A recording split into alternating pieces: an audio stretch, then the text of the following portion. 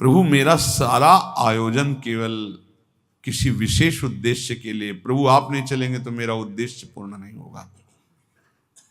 आपको तो पधारना ही होगा, नहीं मेरा सब किया करा व्यर्थ हो जाएगा।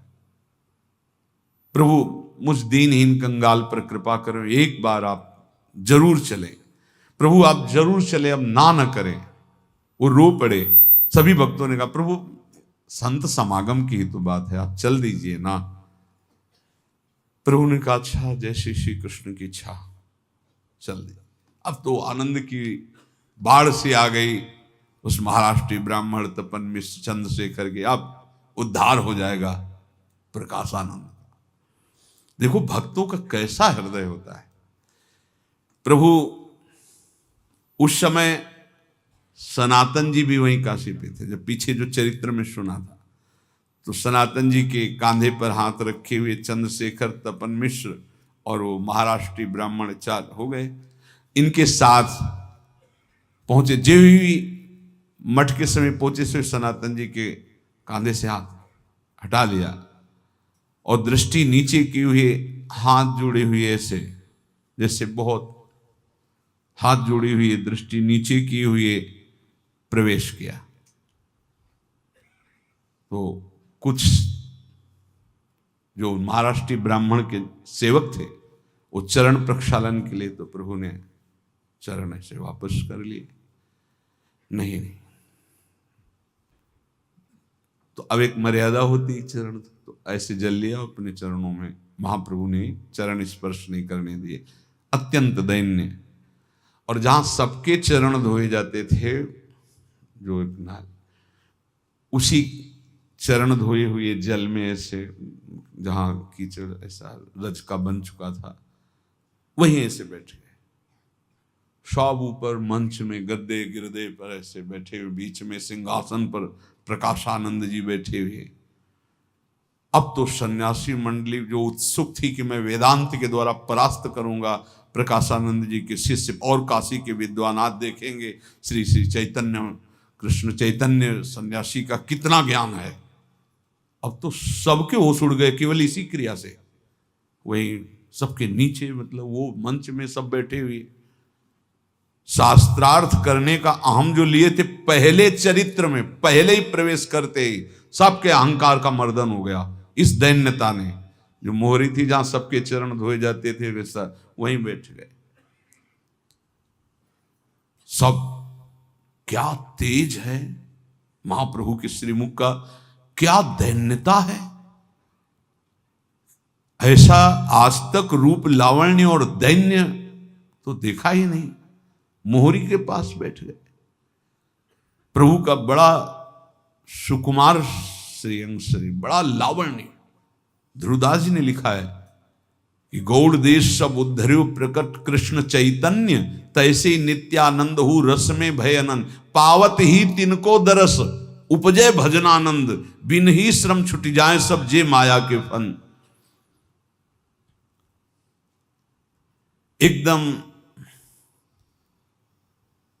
गुलाब की पंखुड़ियों जैसे ओष्ठ, कमल जैसे नेत्र, मुंडन किए हुए, भगवा वस्त्र धारण किए हुए, लाल एकदम तेजोमय चेहरा, किसी की ओर नेत्र नहीं, नेत्र झुके हुए, सब सन्यासी एक दूसरे से कोई इशारे से, क्या है बड़ा इनका यश सुना था, इनमें तो थोड़ा भी अहम नहीं। देखो आप मोहरी पे बैठ गए जहां सबके चरण धोए गए। प्रकाशानंद जी तो सिंहासन में बैठे थे सबके बीच में। समझ गए कि जो महिमा सुनी थी उससे भी ज्यादा देखने को मिल रहे। अब अपनी प्रतिष्ठा को बचाए रखने के लिए आवाज दी महाराष्ट्रीय ब्राह्मण को, अरे भाई इन स्वामी जी को वहां क्यों बैठाल दिया, यहां लाओ ना सभा के बीच में। तो उनका महाराज जी ये वही स्वामी जी हैं जिनकी आप चर्चा किया करते थे। अच्छा, ये वही श्री श्री कृष्ण चैतन्य भारती सन्यासी है। हाँ स्वामी जी, चलो खूब दर्शन दिए, पर स्वामी जी वहां क्यों बैठ गए? आइए आप यहां विराजिए आकर सभा में, वहां आपके लिए शोभा नहीं देता। प्रभु ने धीरे से उत्तर दिया, भगवान कैसा हृदय होता है भक्तों का। भगवान के रूप में आते तो वो महिमा एक अलग होती, लेकिन भगवान जब भक्त के रूप में आते हैं तो बहुत कैसी महिमा। भगवान मैं हीन हूं, और आप देख ही रहे मैं सन्यास के स्वभाव से भी अलग हूं। भला आप जैसे दिव्य ज्ञानियों के बीच में मैं कैसे बैठ सकता हूं? प्रभु मैं बैठने लायक नहीं हूं आपके बीच में। भक्त की वाणी का कैसे कोई परिचय? असमय अधम सखा सुनो मोहू पर रंग। जीव ही कान में शब्द पढ़ रहे हैं, अभी तक शब्द नहीं पढ़े थे, तो ऐसा लगा जैसे कोई वशीकरण मंत्र फेंक रहा हो, अधीन कर रहा हो। प्रकाशानंद जी 2-3 बार सिंहासन में हाथ लगाया कि उठ करके जाऊं और दौड़कर चरणों में गिर जाऊं, पर ऐसे करते फिर बैठ जाते हैं। वो प्रतिष्ठा, वो अहम, वो बार बार फिर हिम्मत की कि अरे अब उठना, क्यों अहंकार का बोझा लादे हुए है। अरे स्वामी जी आपको इतना नीचे वहां नहीं बैठना चाहिए। उठे और गए और महाप्रभु का हाथ पकड़ लिया और कहा, जीव ही हाथ स्पर्श किया तो एक अद्भुत हृदय में आनंद। अभी तक वेदांत पढ़ने पे जो आनंद नहीं आया था, आज महाप्रभु का पहले दर्शन, दूसरा प्रहार वाणी और तीसरा प्रहार स्पर्श, सब पहाड़ का पहाड़ जो अहंकार था मिट्टी में मिलता जा रहा है। ये है तिनकी संगति रहत जाति कुल मद सब नंसई। जी स्पर्श रोम, अब वो बचाना चाहते अपने को कि सब सन्यासी और सब शिष्य हैं, क्या कहेंगे, नहीं तो मन हो रहा है चिल्ला के रो दें। महाप्रभु के स्पर्श से प्रकाशानंद जी का मन हो रहा है कि चिल्ला कर रो दे कि हे नाथ अब तो दया करो, चरणों में गिर जाए। पर बार बार शिष्यों की तरफ देखते हैं कि सोचेंगे कि गुरु जी परास्त हो गए, अभी तो शास्त्रार्थ ही नहीं हुआ। बहुत हिम्मत कर रहे हो, फिर बड़े गंभीर होके आप हमारे अतिथि हैं, आइए। और महाप्रभु का कर कमल पकड़कर अपने, नहीं नहीं नहीं, महाप्रभु उस पेले बैठते नीचे, बड़ा संकोच, बड़ी विवशता, महाप्रभु ऐसे शांत। और ये कोई बनावट की बात नहीं, स्वाभाविक दैन्यता होती है महापुरुषों में, भक्त में, भगवत प्रेमी में, महापुरुषों में, अवतारी जनों में स्वाभाविक दैन्यता होती है। धीरे धीरे नाम उच्चारण। अब महाप्रभु, आप बात समझना, महाप्रभु कोई साधक है क्या? नाम, ये बात बहुत पकड़नी चाहिए। हमने पूज्य सदगुरुदेव भगवान को देखा कि जहां 2 लोग बैठे और यहां आप देखना, यहां नाम तुरंत चलते, चल एकदम लग रहा है हाँ जप रहे, चल रहा है। ज्यादा मानसिक के चक्कर में नहीं पड़ना चाहिए, हमारा नाम चल रहा है बस, ये बात मानसिक में मन की दशा। तो अब वो तो आचार्य हैं, आचरण करके बता रहे हैं। ओठ धीरे धीरे फड़क रहे हैं, मानो नाम जप हो रहा है। जैसे कमल की पंखुड़ियां वायु लगने से हिलती हैं, ऐसे ओठ हिल रहे, ऐसे नाम जप। दोनों बिंबा फल के समान अरुण वर्ण के अधर हिल रहे। अब प्रकाशानंद जी कुछ बात करने के लिए, स्वामी जी मुझे आपसे पहले तो एक शिकायत करनी है। भाषा बदल गई है। आप आए काशी में और अपना घर नहीं समझा इस मठ को, आप आते यहां मठ में रुकते, ये आपका ही तो है। देखो आप साधु, हम साधु, तो आप अपने घर की तरह क्यों नहीं? भाषा बदल गई। अभी तक वाराणसी में ये आपका ही तो मठ है। आप सुना है उनके घर में ठहरे हुए हैं, ऐसा लगता है कि आप अभी तक मुझे अपना नहीं माना, प्रकाशानंद जी ने कहा। महाप्रभु ने धीरे से देखा प्रकाशानंद की तरफ, अपना तो मान लिया तभी तो हम आए, कहा नहीं, दृष्टि से देखा तो एक नौ वेदांती सन्यासी ने कहा मौनम स्वीकृति लक्षणम, जो आपने कहा कि अपना नहीं माना तो मौन है, इसका मतलब उन्होंने आपको अपना नहीं माना, ऐसे, और मुस्कुरा दिया, मतलब एक कटाक्ष। इसी समय पूरी सन्यासी मंडली जोर करके कहा, ऐसे करके हंसे ऐसे। महाप्रभु का वही नाम जब चल रहा है, ग्रीवा नीचे,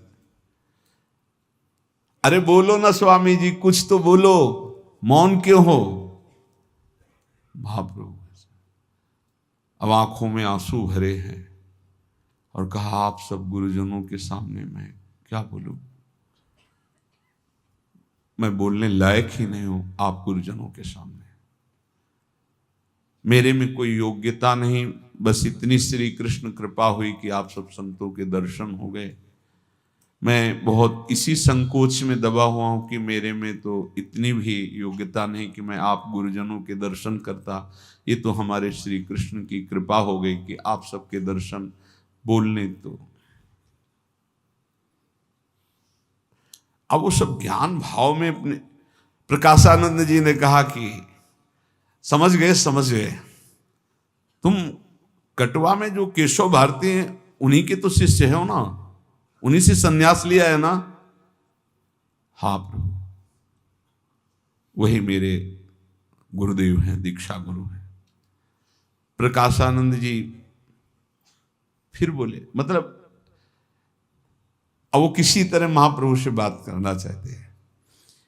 एक बात पूछूं, तुम बुरा तो नहीं मानोगे? प्रकाशानंद जी ने कहा। महाप्रभु ने हाथ जोड़कर दैन्यता से कहा, आप कैसी बात कर रहे हैं? आप जो पूछेंगे मेरे हित की बात होगी, आप मेरे गुरुजन हैं, आप आदेश कीजिए, मेरा कल्याण ही होगा आपके उपदेश से। कैसे दाता है, कैसे दाता है? प्रकाशानंद जी ने कहा, हां मैं पूछना चाहता हूं कि आप सन्यासी हैं? जी। मुख्य धर्म क्या है आपका?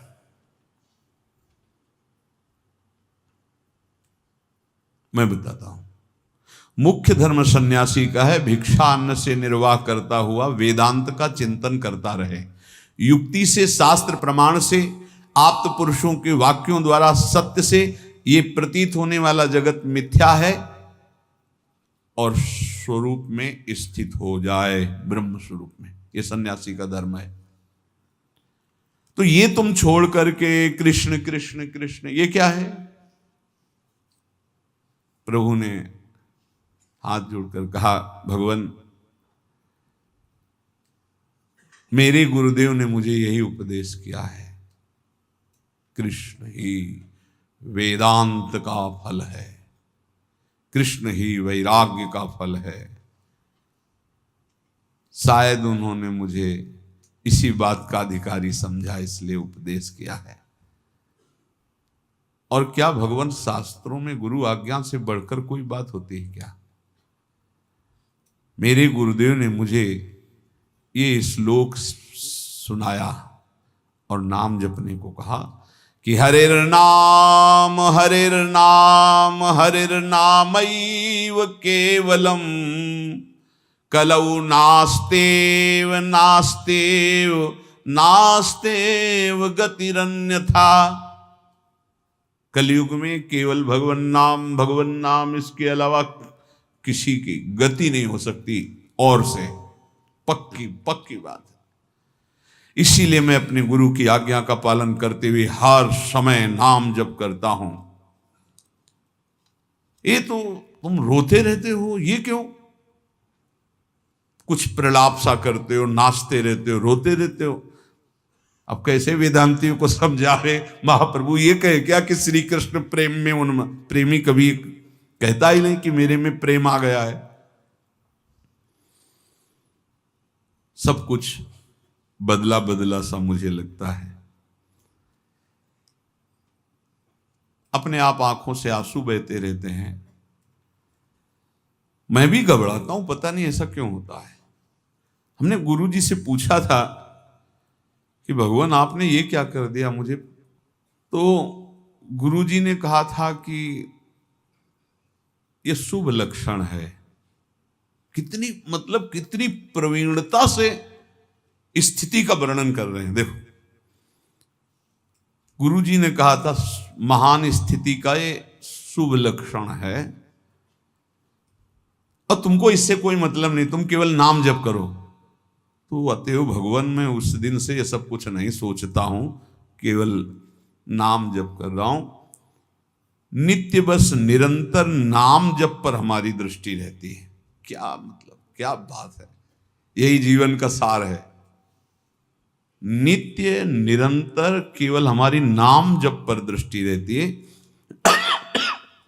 और अब तो ऐसी लत लग गई है, आदत, स्वभाव, आसक्ति कि छूट जाए प्राण तो बात अलग है, नहीं तो नाम नहीं छूट सकता। प्रकाशानंद जी बात, हाँ वो तो महिमा हरि नाम की भी है, उसका स्मरण करना चाहिए, उत्तम है।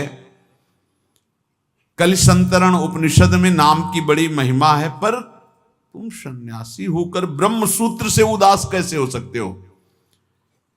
वेदांत दर्शन क्यों नहीं आप चर्चा करते वेदांत की? महाप्रभु ने कहा भगवान ऐसा कौन आस्तिक होगा जो वेदांत को नहीं मानता, वेद को नहीं मानता? भगवान व्यासदेव जी ने ब्रह्मसूत्रों की व्याख्या की है। प्रकाशानंद जी ने कहा ब्रह्मसूत्रों में निर्विशेष ब्रह्म का प्रतिपादन किया गया है। अहंग्रह उपासना द्वारा निर्विशेष ब्रह्म का चिंतन कर लो तो संन्यास धर्म सार्थक हो जाएगा। नाचना गाना ये वेदांत सूत्र के विपरीत है। अहंग्रह उपासना का मतलब होता है मैं ही ब्रह्म हूं, मैं ब्रह्म हूं। प्रभु ने कहा, चैतन्य महाप्रभु ने, कि क्या ब्रह्म सूत्रों की व्याख्या करने वाले भगवान व्यासदेव जी नहीं जानते क्या? आप ये कैसे कह सकते हैं कि निर्विशेष निराकार ब्रह्म का ही प्रतिपादन ब्रह्म सूत्र करते हैं? अगर ब्रह्म सूत्रों की व्याख्या वेदों का विभाजन करने वाले श्री कृष्ण द्वैपायन भगवान व्यासदेव जी उसकी व्याख्या की तो निर्विशेष ब्रह्म को ही केवल व्याख्या करते। आपने गौर से नहीं देखा इसलिए आपको ऐसा लग रहा है।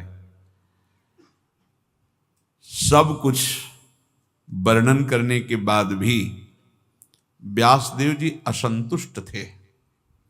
जब नारद जी से मिले तब नारद जी ने कहा आप पूर्ण काम होकर असंतुष्ट कैसे हैं? तो उनका सब कुछ रचना हो गई, वेदों का विभाग किया, महाभारत भी वेदों का सार निकाल दिया, इतिहास महाभारत और सब पुराणों की भी रचना की, पर एक असंतुष्टि है। तो उन्होंने कहा कि संतुष्टि होगी श्री कृष्ण यश गाने से। तभी श्रीमद् भागवत की रचना।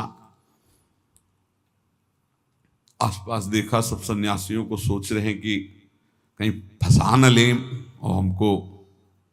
तो प्रकाशानंद जी कहने तुम कैसी अशास्त्रीय बात कर रहे हो? ब्रह्मसूत्र तो केवल निर्विशेष निर्गुण निराकार ब्रह्म का ही प्रतिपादन करते हैं। भगवान शंकराचार्य ने विस्तार के सहित अपने भाष्य में इसका वर्णन किया है। क्या तुमने शारीरिक भाष्य नहीं पढ़ा? क्या तुम शंकराचार्य जी को नहीं मानते कि ऐसा? चैतन्य महाप्रभु ने कहा सार्वभौम भट्टाचार्य कौन सा ग्रंथ है जो नहीं जानते? तो वो सुनाए हैं, हमें वेदांत का भी पता है, शारीरिक भाष्य का भी सुना है, पर जो हमारी समझ में आया वो हम आपको कह रहे हैं। और आपने कहा भगवान शंकराचार्य को तो जगत गुरु हैं, गुरुदेव हैं, कौन ऐसा उनको नहीं मानेगा? हम भी तो उन्हीं की परंपरा में हैं। दशनामी शांकर संप्रदाय के आचार्य शंकराचार्य जी हैं, तो हम भी तो उन्हीं के जगन मान्य गुरु हैं। वो उनके श्री चरणों में पूरी श्रद्धा रखते हैं। प्रकाशानंद जी का ये कोई मानना हुआ? मानना तो तब होगा जब आप शंकर भाष्य के अनुसार बोलिए, वेदांत के अनुसार बोलिए।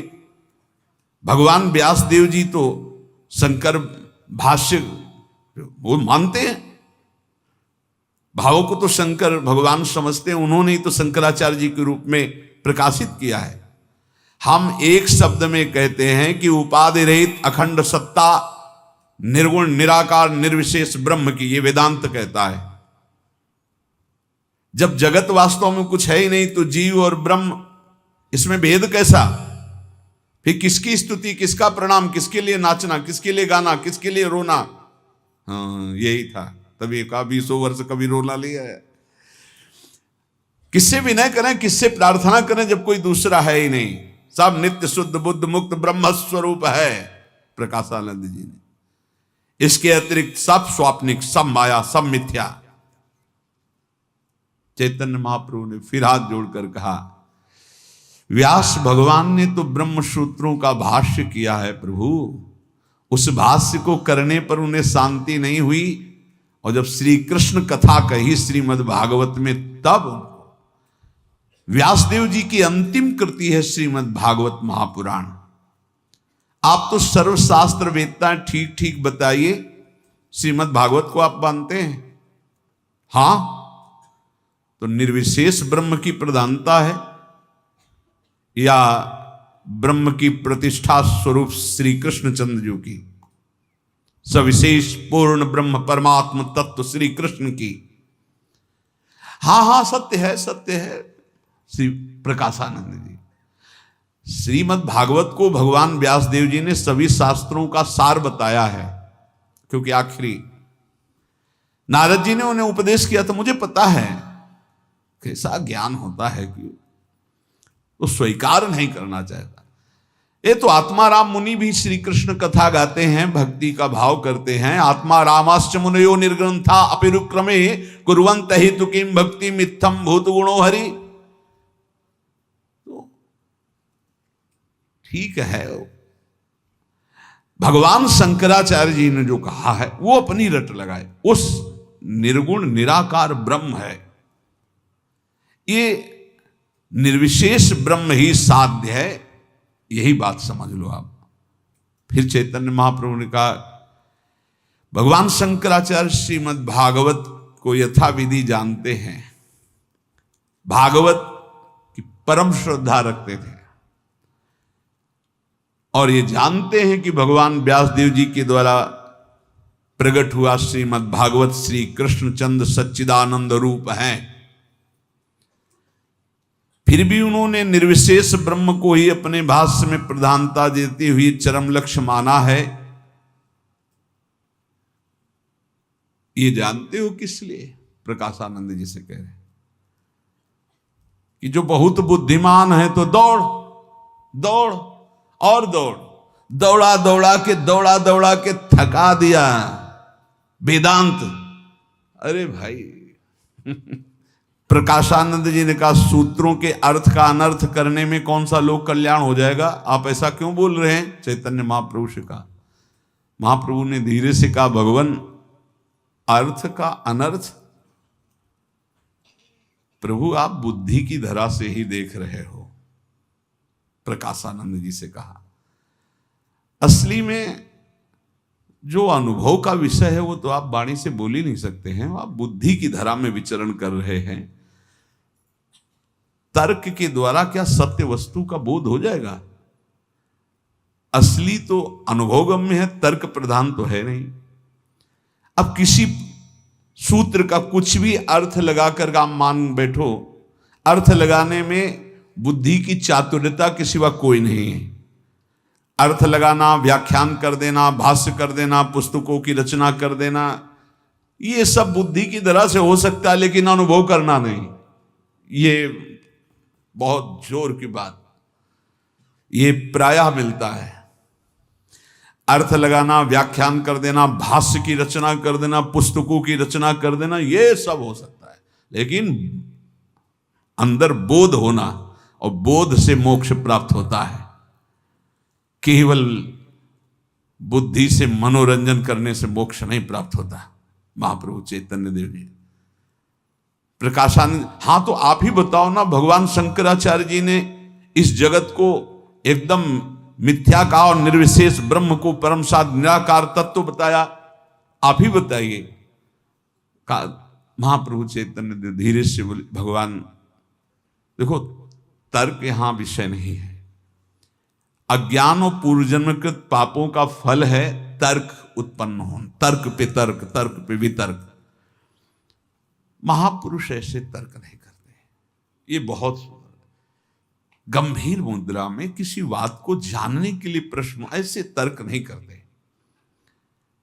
जिन्हें ईश्वर के प्रति अस्तित्व है, वो चाहे सविशेष हो या निर्विशेष, वो सब में विराजमान है, ऐसा तर्क कैसे हो सकता है? ये कैसे आपके अंदर शंका उठ सकती है कि वो श्री कृष्ण ब्रह्म नहीं? जब सर्वम खलमिदम ब्रह्म, तो श्री कृष्ण ईश्वर सर्वशक्तिमान सर्वांतर्यामी चराचर विश्व का स्वरूप धारण करके विराजमान है कि नहीं? ये पढ़ने लिखने से, बातें बनाने से, ध्यान उपासना से ये नहीं समझ में आता।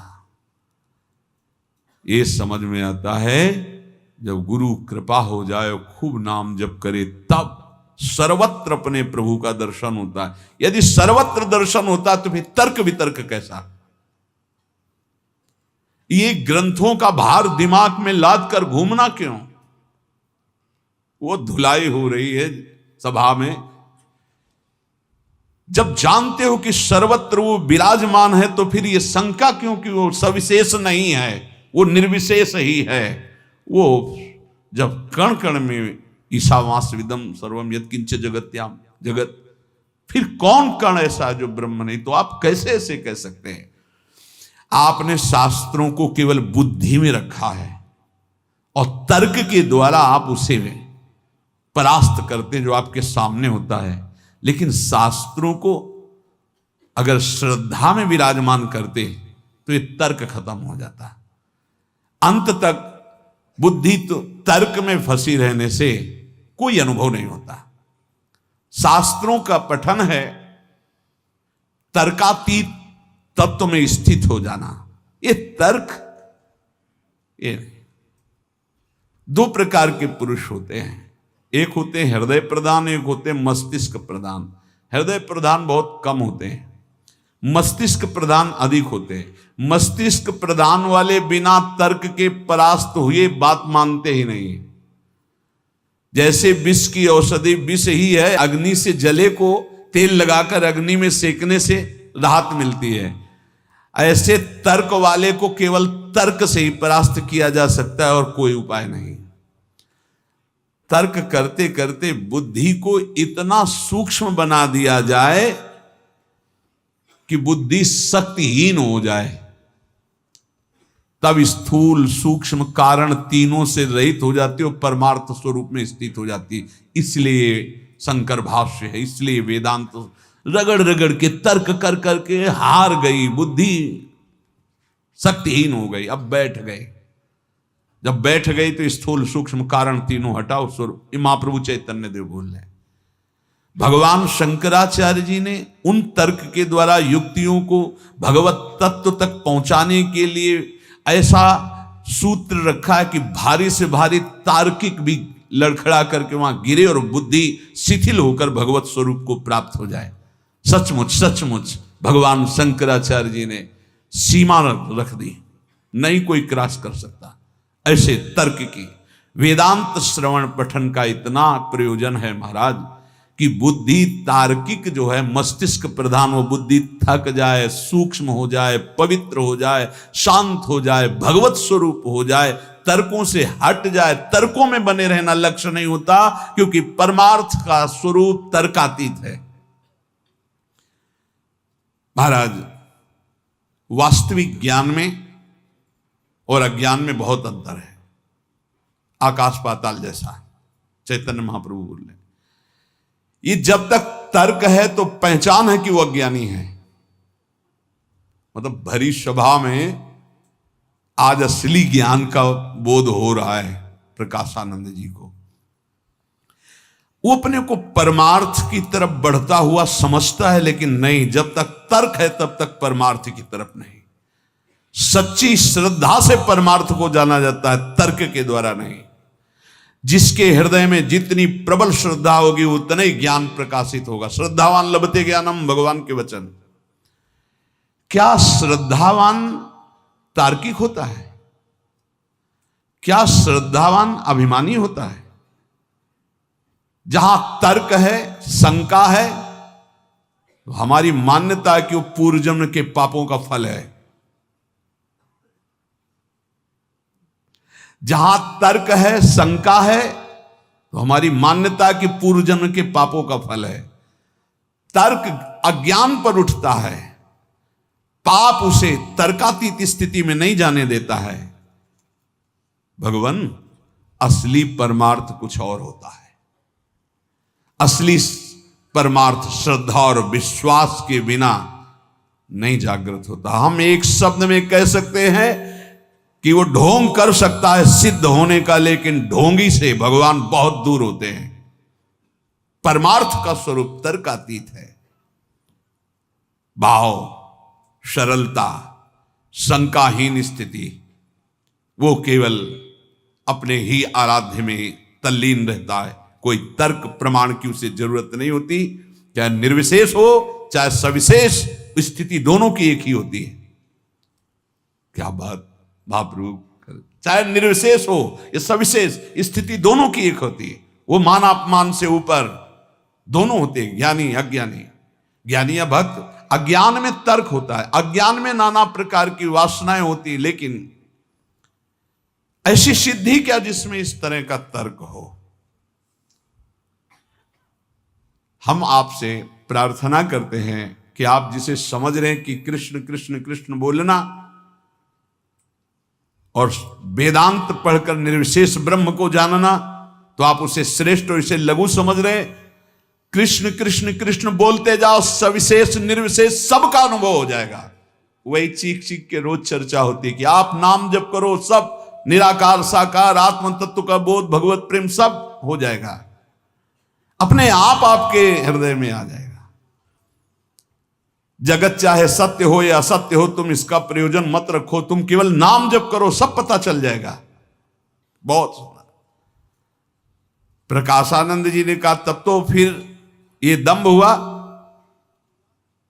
कि उसे कुछ समझ नहीं है, बस चल रहा है। इसे क्या सिद्ध करना चाहते हो? भगवान शंकराचार्य जी ने इस जगत को त्रिकाल में असत्य कहा है। ब्रह्म सत्यम जगत मिथ्या। आप कह रहे कुछ समझने की जरूरत नहीं, बस कृष्ण कृष्ण बोलते चले जाओ। तो ऐसा आप कैसे बोल सकते हैं? महाप्रभु ने कहा, आपने भगवान शंकराचार्य जी के हृदय की बात सुनी है? क्या भगवान शंकराचार्य जी की हृदय की बात? तो कहा एक षटपदी की रचना हुई भगवान शंकराचार्य जी ने की। उसमें भगवान शंकराचार्य जी भगवान श्री कृष्ण से कह रहे हैं, सत्यपि भेदापगमे नाथ तवाहम नमाम कीनस्त्वम सामुद्रो हि तरंगः क्वचन समुद्रो न तारंगः।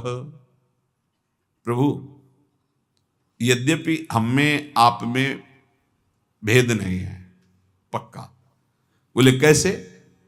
बोले जैसे समुद्र और तरंग में, समुद्र से ही तो तरंग है, वायु का विकार बना तो तरंग हो गई, तो समुद्र ही तो बना है तरंग।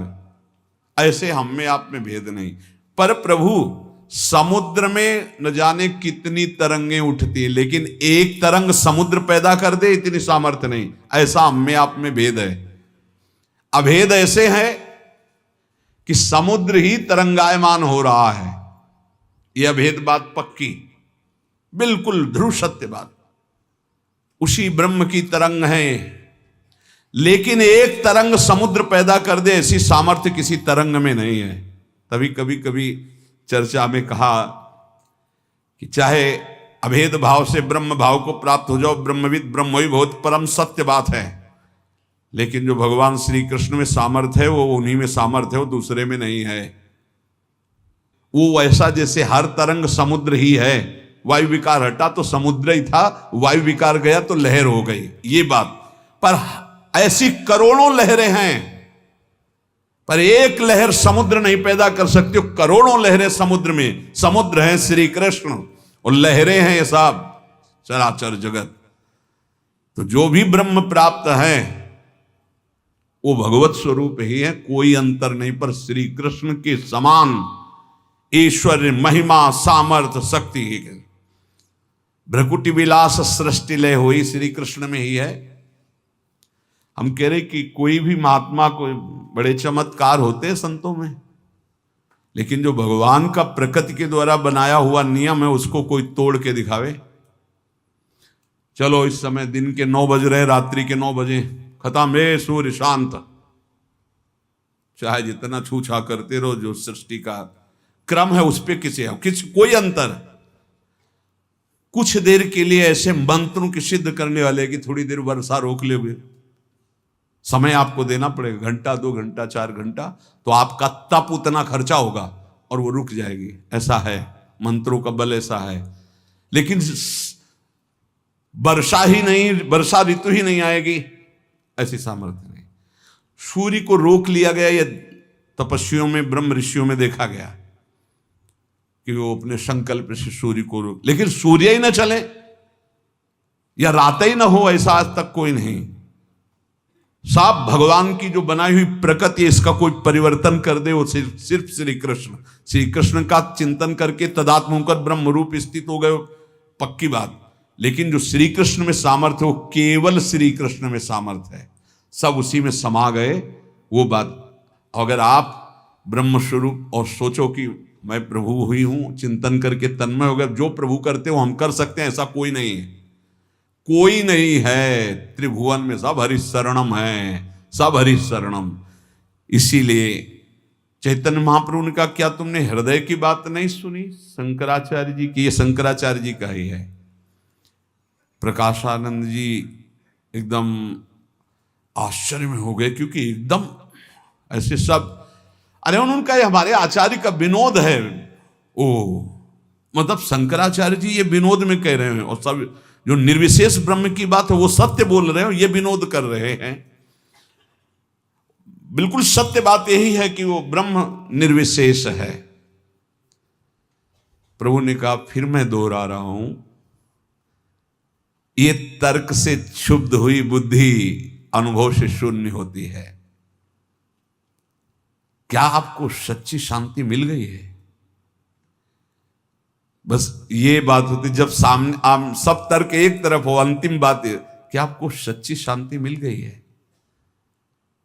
क्या सभी कुछ भूलकर अपने स्वरूप में या श्री कृष्ण के लिए दीन होकर रोना आया है? क्या हृदय कभी आनंद में उफान में आया? प्रकाशानंद जी टूटते चले जा रहे हैं, क्योंकि ये बातें तर्क की नहीं, सीधे नेत्र में नेत्र डालकर महाप्रभु बात कर रहे हैं। क्या ऐसा हुआ? भगवान शंकराचार्य जी के ही शब्द बोल रहे हैं महाप्रभु चैतन्य देव। मत्स्यादि भिरवतारैरवतारवता सदा वसुधाम परमेश्वर परिपाल्यो भवता भवताप भीतु हम। मत्स्य अवतार धारण करके, मत्स्य आदि अवतार धारण करके पृथ्वी के पालन करने वाले, समस्त संकटों का निवारण करने वाले, संसार के तापों में डूबे हुए मुझको आप अपनी शरण में आया हुआ मानकर सच्चे हृदय से मैं प्रार्थना कर रहा हूं, मुझे बचा लीजिए। क्या आपने ये नहीं पढ़ा? प्रकाशानंद जी ने कहा, यथार्थ में सब आचार्य के विनोद हैं। अब पुराने हैं, कोई नए थोड़ी कि इतने में श्रद्धा। बहुत तर्क वितर्क ये बड़े महापुरुषों के सानिध्य से ही नष्ट हो सकता नहीं। आप समझो, हजारों शिष्य हैं महाराज के, परम ज्ञानी हैं, लेकिन जब आंख में आंख डालकर बात पूछा, क्या शांति हृदय में जागृत हो गई? परम शांति। श्रद्धावान लभते ज्ञानम तत्परा संयतीन्द्रिया ज्ञानम लब्ध्वा पराम शांति। क्या प्राप्त है? क्या हृदय में आनंद की उफान है? अगर होती तो तर्क कैसा, ये ईर्ष्या कैसी, ये द्वेष कैसा, ये वो अंदर से टूट रहे हैं कि हम चरण पकड़ने पर फिर भी आखिर अब वो आगे टूट जाते हैं। जो टूट गया तो उसे जोड़ दिया जाता है। सीधे जो जोड़ा, तो रोज सुबह आप उनकी जोड़ सुनते, बेजोड़। ऐसी जगह जोड़ा जहां बेजोड़ हो गए, नहीं हो गए। अद्वितीय प्रेम विधि के उपासक, जैसे वहां अद्वैत ब्रह्म की स्थिति है, ऐसे अद्वैत, इसके समान कोई दूसरा है ही नहीं। यह अद्वैत ये भी है। यहां द्वैत का खेल नहीं, यहां प्रेम की प्रिया प्रीतम, प्रेम का वृंदावन, प्रेम की सहचरी, प्रेम के सेवा पात्र, प्रेम के खगमृग, यहां सब अद्वैत है। यहां द्वैत नहीं है, द्वैत जगत में है। पर इस अद्वैत में जो द्वैत है उसका अद्वैत स्थित महापुरुष भी नहीं परिचय जानते। वृंदावन की रजरानी और रसिक जन ये अंतिम फाइनल में पहुंच गए हो। बस आप शांत रहिएगा, धैर्यपूर्वक रहिएगा और राधा राधा कहिएगा। बहुत ऊंचाई की स्थिति, जहां से ऐसे ऐसे बड़े महापुरुष वहां तोड़ करके यहाँ वृंदावन की रज का सेवन करने का सौभाग्य मिला। अपने लोग तो किसी काम के नहीं थे। कोई वेदांती कट्टर है, कोई ब्रह्म ज्ञानी हो, क्या क्या। अपने लोग क्या है, गली कूचों में क्षुद्र विषयों के लिए भटकने वाले जीव हैं। ईमानदारी से देख लीजिए, कितने बड़े साधक हो, तपस्वी हो, त्यागी हो, बैरागी, अगर होए मन में भ्रम तो फिर माया भगवती प्रश्न करेंगी तो उत्तर दे देना। उन्हें ईमानदारी से देखो, अगर आप बैठे हो तो केवल लाडली जी की कृपा में बैठे हो, दूसरा कोई उपाय नहीं। यही कृपा तोड़ तोड़ के ऐसे महापुरुषों को लाई। जहां लाई वहां अपने जैसे अधमों का नंबर लग गया। लाइन में एक सुविधा होती है, क्या होती है, जैसे ऐसे लाइन है ना, उसमें चलना नहीं पड़ता, धक्के से पहुंच जाते हैं। नहीं पहुंच जाते हैं तो अपने लोग चलने लायक नहीं, पीछे वो आगे महापुरुषों की लाइन, हम उसी लाइन में खड़े हैं जिसमें नागरी दास जी, जिसमें सेवक जी महाराज, जिसमें बड़े बड़े महापुरुष। तो अब गुरुदेव के पीछे खड़े और लाइन वो प्रिया प्रीतम के समीप है। चलो सहचरी बपू, चलो सहचरी बपू, चलो सहचरी। तो अब हमारी तो हिम्मत है नहीं चलने की, पर भीड़ में इतना पीछे से धक्का आता है, कदम आगे बढ़ता चला जाता है। इसीलिए लाइन में लगे रहो, ऊबना नहीं, धक्के से डरना नहीं। लाइन से इधर हुए तो राई के सम चलत ही होत और की, और अगर राई भर हट गए तो फिर चल नहीं पाओगे। क्यों? यहां धक्के से चला जाता है। धक्का क्या? कृपा का धक्का। पीछे से आगे से हम इतने बंधे हुए हैं कि इधर उधर नहीं खसक सकते। अब तुम कोशिश करके इधर उधर लाइन से हट जाओगे तो चल नहीं पाओगे। चल पाओगे तो इसी लाइन में, सूधो चले अपने धर्म। देखा है कभी लाइन में खड़े होके? मतलब चलना नहीं पड़ता, बस शरीर ढीला कर दो, जैसे धक्का लगेगा आप आगे गिरोगे नहीं क्योंकि आगे है, रुकोगे नहीं क्योंकि पीछे है, धक्का लगते। हम लोग लाइन में खड़े हो गए और आगे कहां है, लाइन जा कहां रही है भी तो पता लगा लो। हम जहां प्रिया प्रीतम बट रहे हैं वहां खड़े हैं लाइन में। महिमा तेरी कहा कहो श्री हरिवंश दयाल, तेरे द्वारे बटत है सहज लाडली लाल। सच्ची मानो बड़ी कृपा हो गई। बस जीवन को राधा राधा राधा राधा राधा जीवन निहाल हो जाए। शिष्य